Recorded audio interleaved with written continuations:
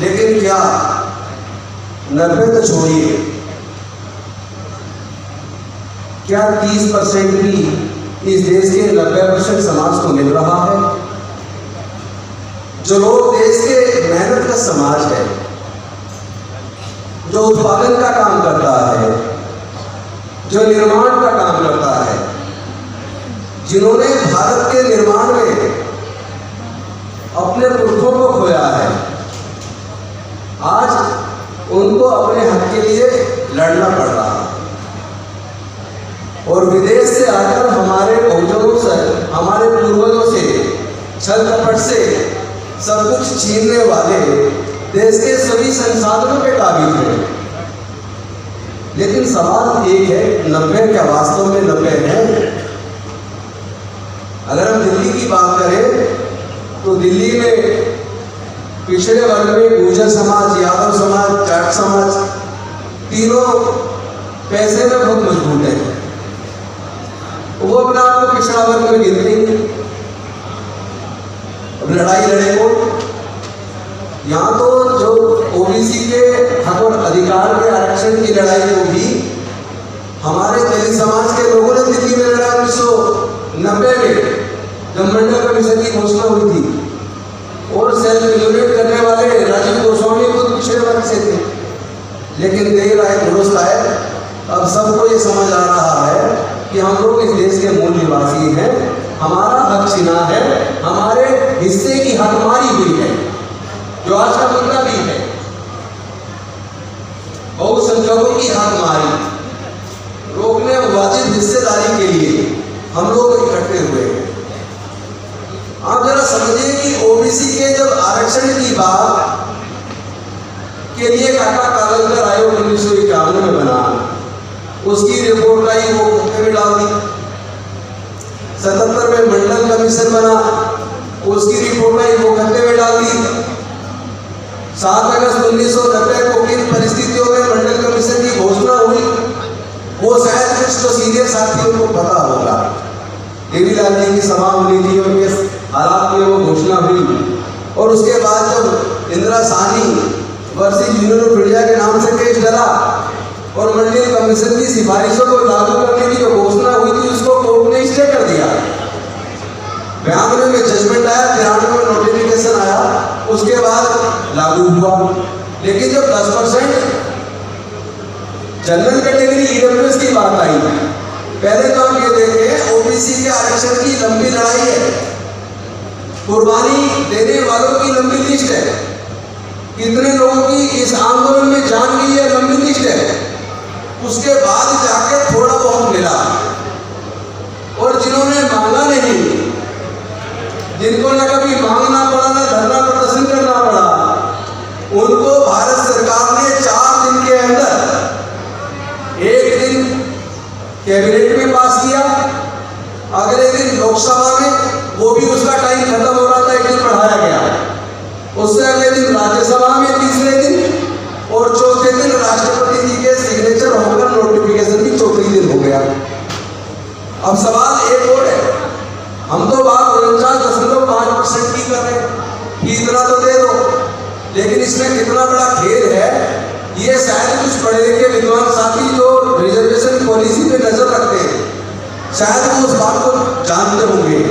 इसमें जो roster point है, पहले वैकेंसी बेस्ड रोस्टर होता था, अब पोस्ट बेस्ड रोस्टर कर दिया। इस पोस्ट बेस्ड रोस्टर का कितना बड़ा नुकसान आपको हो रहा है, आपको पता ही नहीं है। मैं एक मंत्री के तौर पे आपको आज बता रहा हूँ। चलो मैं अपने दिल्ली सरकार के एक विभाग की वैकेंसीज के बारे में बताता हूँ। ईवास हॉस्पिटल के अंदर 4 तरह की वैकेंसी 11-11 निकली। और ये जो रोस्टर का खेल है, ये बड़ा खतरनाक खेल है। उसमें हुआ क्या, रोस्टर में क्या है, आज जो रोस्टर लागू है, पहली वैकेंसी जनरल को जाती है, दूसरी जनरल को जाती है, तीसरी जनरल को जाती है, चौथी ओबीसी को जाती है, 5वीं जनरल को जाती है, 6वीं जनरल को जाती है, 7वीं एसटी को जाती है, और एसटी को तो जाके 14 नंबर इंतजार करना पड़ता है। तो ये जो 4 तरह की 11-11 वैकेंसी निकली, इन 4 तरह की 11-11 वैकेंसी का मतलब 44 पोस्ट। इस 11 में 7 पोस्ट जनरल कैटेगरी की, इस रोस्टर के हिसाब से। एक पोस्ट की, 7 और 1 8, 2 पोस्ट ओबीसी की 10, 1 पोस्ट ईडब्ल्यूएस की, सॉरी एससी की, एसटी को तो मिला ही नहीं, यानी ओबीसी और एससी मिलाकर 3 और एसटी की 0 और जनरल कैटेगरी और उसकी ईडब्ल्यूएस लगाकर जनरल कैटेगरी की हो गई 8, यानी 8 चौक 32 वैकेंसी 44 में से चली गई सीधे जनरल को। तो ये 49.5% जो हम बोलते हैं, आप जरा किसी कोई सारे गणित दिखला तो सब जानते होंगे भाई, 49.5% 44 का कितना हो गया, थोड़ा तो कैलकुलेट कर लो, कम से कम 21 तो मिलनी चाहिए और 21 में हमें मिल रही है केवल 12। तो ये जो धोखा है, ये जो रोस्टर का धोखा है, इस रोस्टर के धोखे को तो हमारे ज्यादातर लोग जानते ही नहीं, और ओबीसी के ज्यादातर लोग अपने आप को ओबीसी मानते नहीं। तो लड़ाई को लड़ा कैसे जाए? उन्होंने तो मनुस्मृति में तय कर दिया, ये ब्राह्मण का काम है, क्षत्रिय का काम है, वैश्य का काम है, शूद्र का काम है। 4 मंजिला इमारत है, उसमें कोई सीढ़ी नहीं है, जो जिस इमारत में उसी में रहेगा। कोई कितना विद्वान बन जाए और वो सोचे कि मैं ब्राह्मण बन जाऊंगा, नहीं बन सकता। और उस मनुस्मृति में मतलब कितना बड़ा खेल है, इस खेल को समझना पड़ेगा। अगर कोई किसी ब्राह्मण से पूछे तुम किस वर्ण में आते हो, वो कहेगा मैं ब्राह्मण वर्ण में आता हूं। और जाति क्या है? जाति भी ब्राह्मण है। क्षत्रिय से कोई पूछे तुम कौन से वर्ण में आते हो, वो कहेगा मैं क्षत्रिय हूं, और कहते हो सीना से बाहर निकालेगा। और जाति क्या है? जाति भी क्षत्रिय है। वैसे से कोई पूछे तुम कौन से वर्ण में आते हो, मैं वैसे में आता हूं। और जाति क्या है? जाति भी वैसे है। पर ये जो चौथा वर्ण है, एक भी आदमी ये नहीं कहता कि मैं शूद्र में आता हूं। तो आप तो अपना आपको शूद्र मानते नहीं और वो आपको शूद्र मानते हैं, और जब शूद्र मानते हैं तो आपको आपके अधिकार देने को तैयार नहीं है। तो हमें अपने पूर्वजों के इतिहास को पढ़ना पड़ेगा। हमारे पूर्वज बौद्ध थे। आर्यन आने से पहले हमारी जो हड़प्पा संस्कृति थी, 200 विकसित शहर थे हमारे, 200 विकसित शहर, और हम सब लोग मिलजुल के रहते थे, उत्पादन का काम करते थे, निर्माण का काम करते थे। लेकिन रोटी बेटी रिश्ता आपस में था, चूंकि जातियां नहीं थी। और जो लोग भारत में बाहर से आए, उन्होंने हमें हजारों जातियों में बांटकर इस 90% को हजारों जातियों में बांट के इतना छोटा कर दिया कि आज आपस में एक दूसरे को कमजोर करने में लगे, एक दूसरे से लड़ने में लगे, बुद्धि उसकी चल रही है। तो हमें ये समझना पड़ेगा कि पहले तो हम समस्या को समझें, फिर उसके निदान की तरफ चले। भाई पहले प्राइवेट स्कूल तो आपने देखे नहीं होंगे, कोई प्राइवेट नहीं होता था, सारे सरकारी स्कूल होते थे। अब से 40 साल पहले अमीर का बच्चा हो या गरीब का बच्चा हो, सभी उन्हीं सरकारी स्कूल में पढ़ते थे।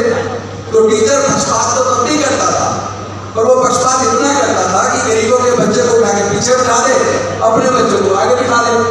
लेकिन पढ़ाता तो एक जैसा था। तो जब पढ़ाता एक जैसा था, तो जिस बच्चे में दम होता था वो अपनी मेहनत से डॉक्टर अम्बेडकर बन जाता था, वो अपनी मेहनत से डॉक्टर जगदीश प्रसाद बन जाता था।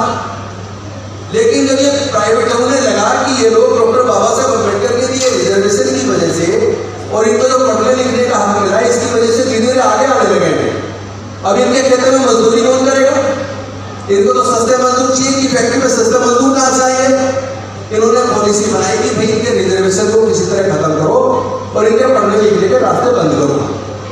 आज की जो पॉलिसी है, मैडम मुझे रोकना है तो मैं रोक लेता हूँ।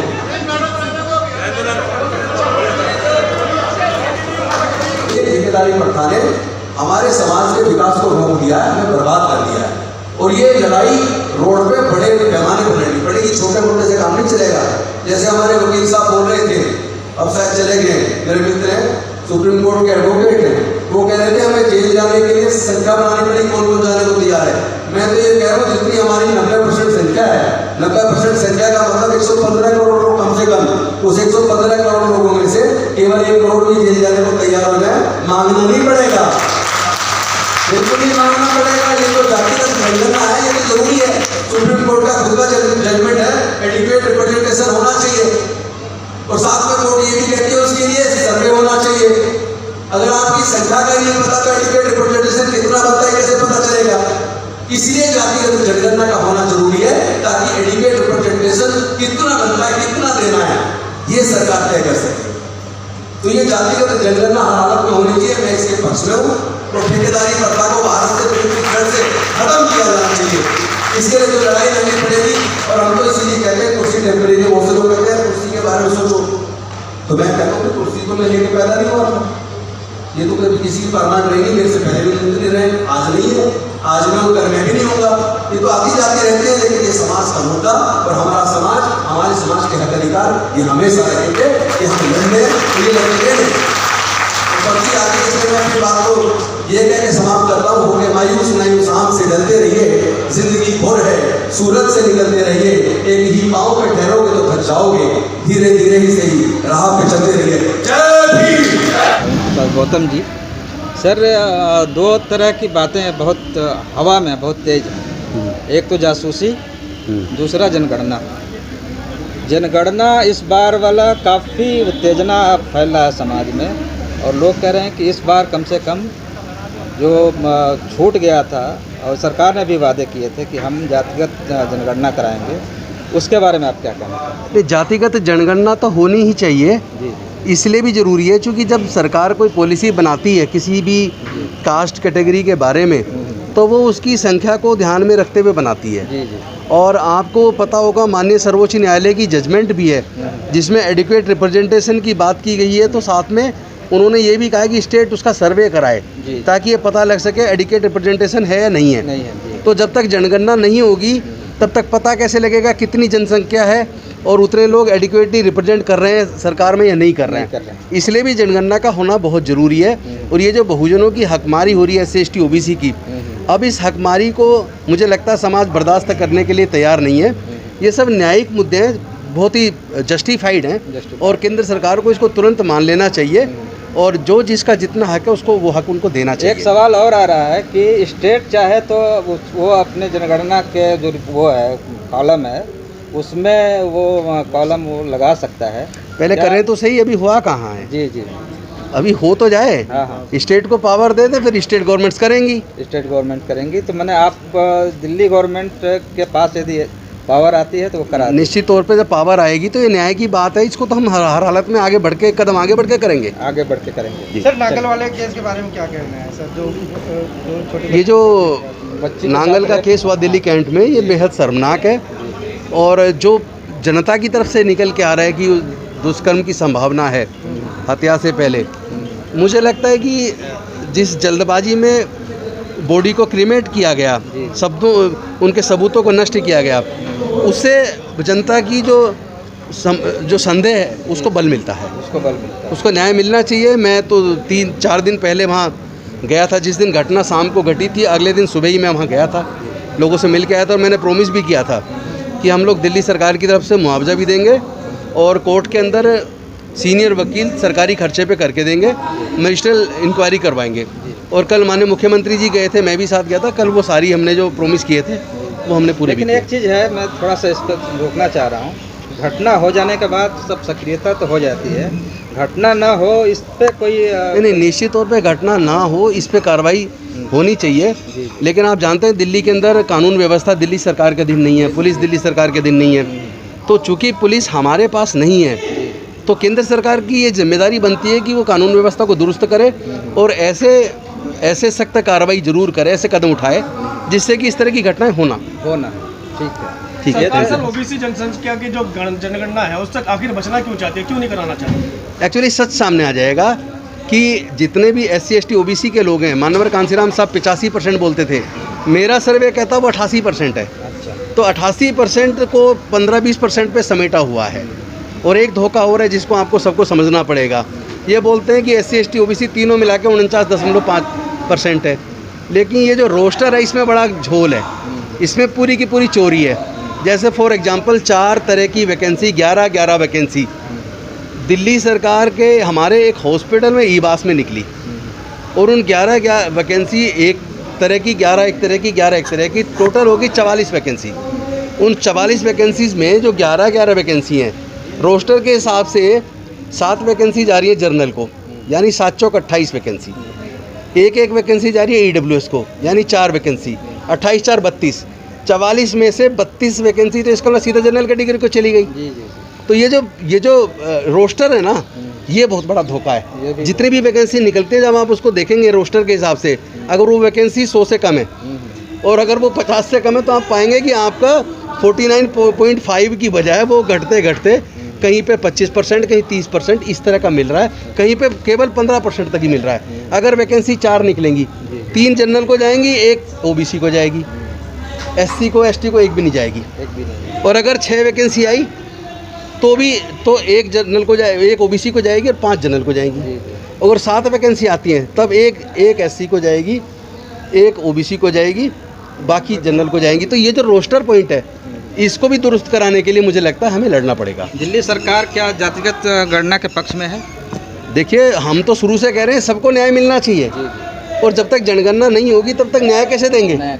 एडिक्वेट रिप्रेजेंटेशन तो तभी देंगे जब पता लगे उनकी जनसंख्या कितनी है। जब समय आएगा, अगर सरकार को, दिल्ली सरकार को पावर मिलेगी, तो निश्चित तौर पे इस दिशा में हम लोग काम करेंगे। Thank you.